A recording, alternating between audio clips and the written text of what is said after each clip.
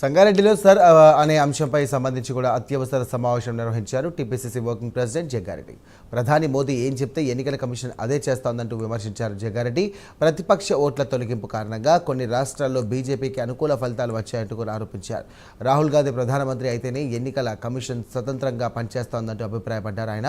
ఇక ప్రజల పక్షాన రాహుల్ గాంధీ పార్లమెంట్లో పోరాడుతున్నారంటూ కూడా చెప్పారు.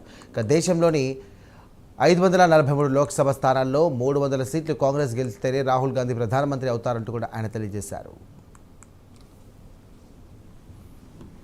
ఎన్నికల కమిషన్ ఎవరు చెప్తే వింటారు?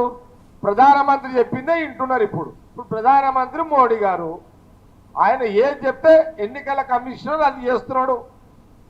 ఢిల్లీలో అక్రమాలు జరుగుతున్నాయి, ఓట్లు దొంగతనం జరగబడుతున్నాయి, కొన్ని పార్టీల అనుకూలమైన ఓటును దొంగలించబడుతున్నాయి.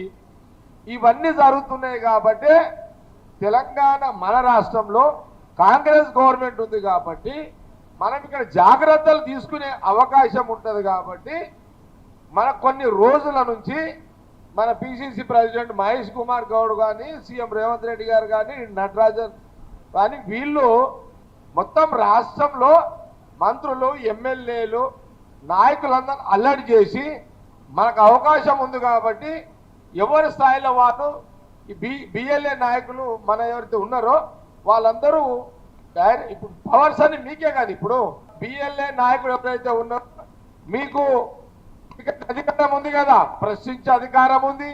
ఓటర్ మిస్ అయితే మిస్ కాకుండా జాగ్రత్తలు తీసుకునే అధికారం మీకు ఉంది. ఇవన్నీ